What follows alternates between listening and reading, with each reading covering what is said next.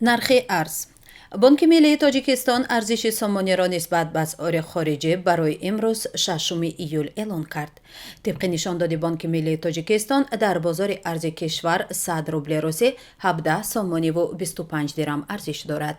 арзиши евро бошад дар бозори арзи кишварҳо ҳоло 100 евро баробари 1075 сомониву 86 дирам қимат дорад. арзиши доллари амрикоӣ дар бозори арзи тоҷикистон 100 доллар баробари 1045 сомониву 54 дирам мебошад. нархи тилло. қурби тилло дар биржаҳои лондон субҳи имрӯз 1766 доллару 49 сент барои як унс таъин шуд. tasбити нархи миёнабонкии тилло ҳаррӯзи муомилоти тиҷорӣ дар соати 10:30 субҳ ва 15 баъд аз зуҳр ба вақти гринвич анҷом меёбад. натоиҷи tasбит ба унвони маҳак дар муомилоти шимши тилло дар саросари дунё мавриди истифода қарор мегирад. барои муайян кардани баҳои тилло 5 бонки лондон ширкат мекунанд ва миёни онҳо тилло доду ситад мешавад. нархи нафти хом. нархи миёнаи фурӯши ҳар бушка нафти хоми таҳвили моҳи оянда дар биржаҳои Intercontinental Exchange ва Brent Futures London 104 доллару 36 сент муомила шуд. нархи миёнаи ҳар бушка нафти хоми таҳвили моҳи оянда дар биржаҳои New York Mercantile Exchange ва Lightsweight Oil New York 100 доллару 50 сент муомила шуд. дар тоҷикистон тавлиди орд дар 5 моҳи аввали соли 2022 коҳиш ёфтааст. дар ин бора авесто бо такя ба маълумоти оморӣ хабар дод.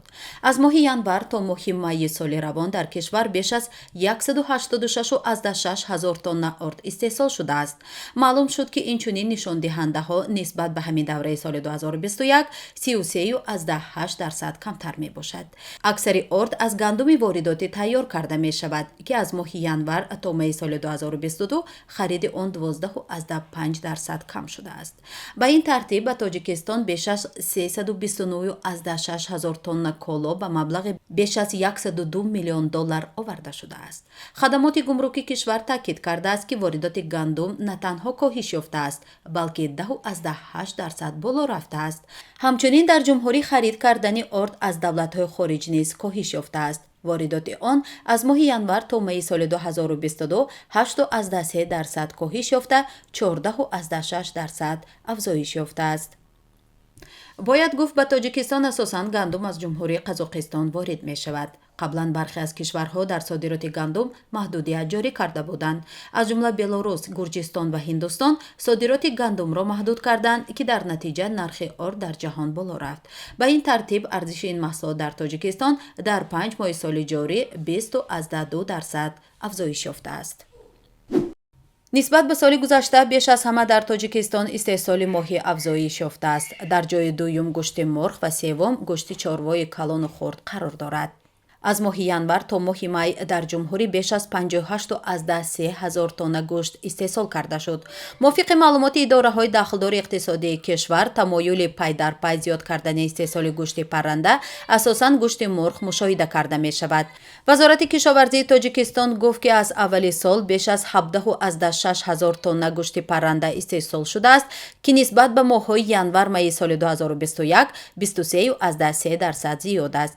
дар мавриди афзоиши сайди моҳӣ бошад, дар тоҷикистон афзоиш нисбат ба ҳамин давра 33,1%-ро ташкил дод. ин зиёда аз 1,4 ҳазор тоннаро ташкил медиҳад.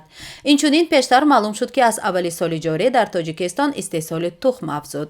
дар ин давра дар тоҷикистон беш аз 487,5 миллион дона тухм истеҳсол шуд ки ин назар ба нишондоди соли гузашта 27,1% зиёд аст. ин буд хабарҳои иқтисодӣ ки то ин дам ба мо муяссар шуд бароятон ироа кунем.